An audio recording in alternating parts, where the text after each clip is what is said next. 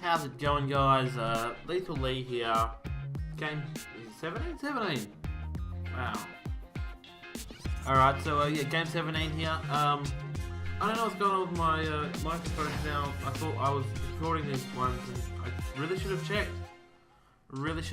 Alright, so yeah, playing the Bucks. Hopefully it goes well for us.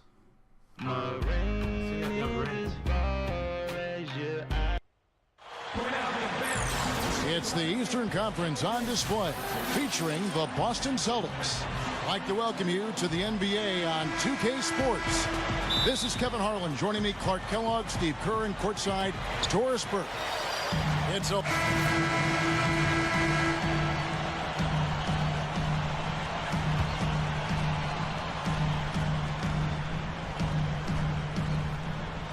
Now we'll go to Doris Burke, who had a chance to talk with head coach Doc Rivers.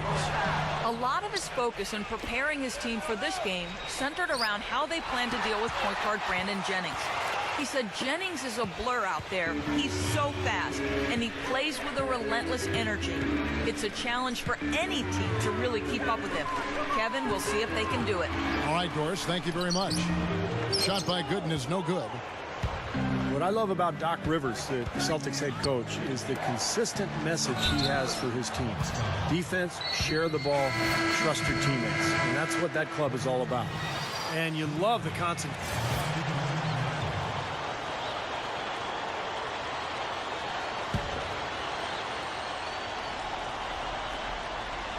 And we play just over a minute of basketball here in the second quarter. That is good.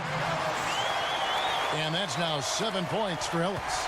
You know, Steve, you look at the success the Celtics have had. Rivers was there back when the team wasn't so great, and the organization stuck with him, and now he is stuck with them.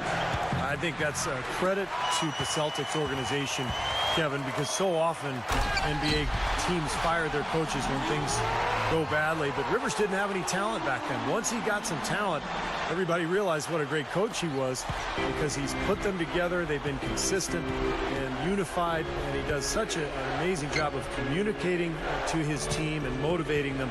That's why they've been on this long run. Brandon Jennings and Monte Ellis comprise the backcourt. Luke Richard and Baamute out there with Ilyasova. And it's Udo in at the 5 down low. That's the 5 on the floor for the Bucks. They get the rebound. Ellis dishes to Jennings. Second chance shot. It's blocked. Kicks it out to Ellis. And another shot. That's good. Ellis has got 4 this quarter.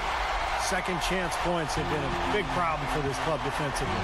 Well, the initial defense has been fine, but defense is a two-part job. You force a tough shot, then you've got to rebound, and that's where they've got to improve. That's exactly what they had in mind on that possession. Well, the Milwaukee Bucks were a perfect model of average last year against the East. I mean, 48 games they played in the conference, and they won 24 of them and lost 24 of them. Rebound, Boston. Fresh from a win against Portland. And Kevin, the starters didn't have too much pressure on them in that game because of how effective the bench guys were.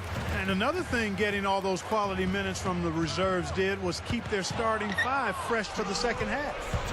And pushing it up, here's Boston. Bradley passes to Lee. Over Ilyasova. It's rebounded by Ellis. And back to the Bucks. 24 wins and 24 losses in the East. It can sometimes be good enough to get you into the playoffs, but not last year. Not last year at all. Yeah, you know, we've seen some teams finish below 500 and still make the playoffs in the East, you know, in recent years. But I think that the conference overall has gotten a little better, and that just wasn't enough last year for the Bucks. Jennings kicks to Ilyasova. It's back to Jennings. He kicks it to Ilyasova. White's there. Baseline jumper. Ilyasova can't hit. That's the shot he was looking for. I'm surprised he didn't get it to fall. Bradley with the ball. Picked up by Ellis. Puts it up from 12. And Bradley gets it to go. That's 4 straight field goals coming inside the paint. Boy, they're taking it right to him, Steve, and the defense has really been way too passive for my liking. Ellis against Lee. And Udo with the stuff. And the Bucks lead by 11. 44 seconds left to play here in the second quarter. Bradley dishes to White. Kicks to Bass. Lee outside. Celtics passing it around. Over Ellis. Again, the Celtics good for 2. They are in attack mode right now. That's 10 straight points, guys, all coming inside the paint. And Steve, if I'm them, I'd keep going right to the heart of that defense like they have been until they do something about it. If they don't offer resistance, take everything you can get in there. Was shot by Udo, no good. Here's Bradley. 14 points from him the last game against Portland. There's the dish to Lee. With 1 on the clock, and it's Boston with another. And so that brings the first half to a close. Bucks lead by 7. And we'll be back. The second half just about to get going here. We're seeing a tremendous game from Brandon Jennings. Yeah, the points have really come in bunches for him so far, and not really a surprise because you know exactly what he can do. Well, he's been in the groove all game long, Steve, and not too many hiccups in regards to his shooting, but we also have come to expect this from him, so we're not surprised by it. On the court right now for the Celtics. Lee, he's in a power forward. Bradley and Pierce fill out the wings. Garnett out there with Terry. And Boston has really kind of set the bar in the Eastern Conference over the last 5 or 6 years. Not quite as effective last year, but they did fare pretty well against their Eastern Conference opponents. 5 on the clock. Lee is screen on Ellis. Here's Bradley. Buries it from 3-point range. Bradley's got his team on the board first here in the second half for the Celtics. Let's go now to the sideline and catch up with Doris Burke. Hey, Doris. Yes, gentlemen, Rajon Rondo, really the lifeblood of this Celtics team. We saw it in last year's playoffs. Teammate Paul Pierce called him the team's best player and predicted he'd be an MVP candidate. Doc Rivers said, I think this is his team right now.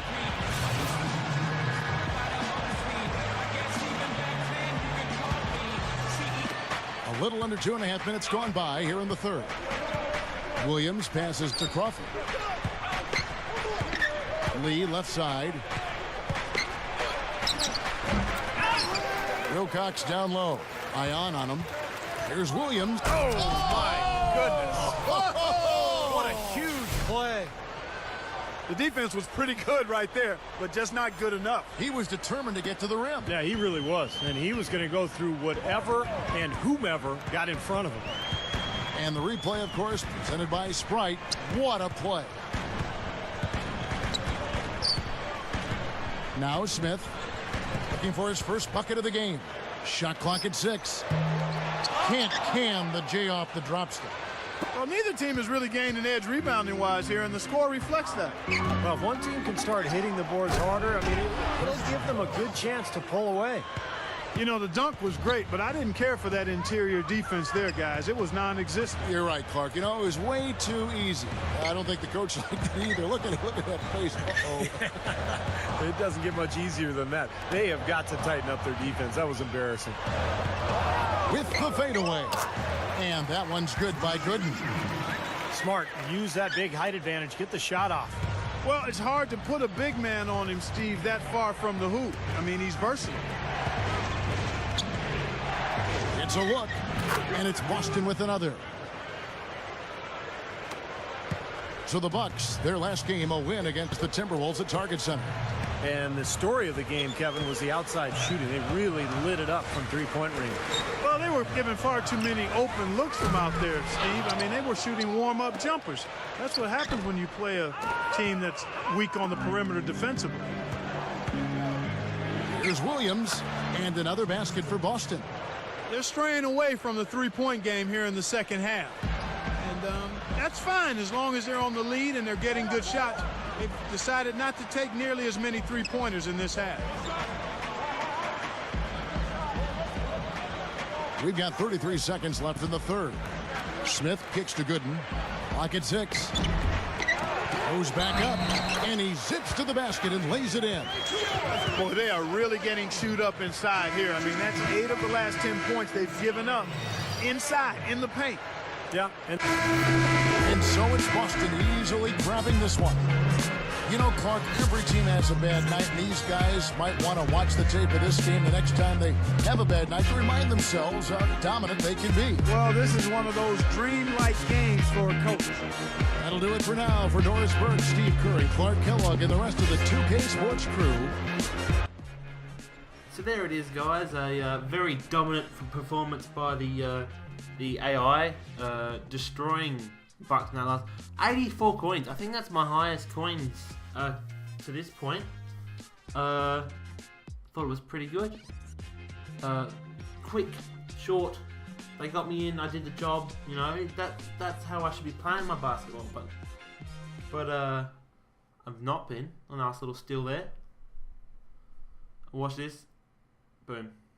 Nice cheeky little layup. Cheeky little layup. Get it done. That's a pretty long shot for me. Nailed it. Block. That's had a good game, this one. And it didn't assist. Yeah, so cheers for watching, guys. Leaving you with the press conference, as I always do. Saying, gonna finish with I hope you have a nice day. Cheers for watching. Have a good one. I'll see you in the next game.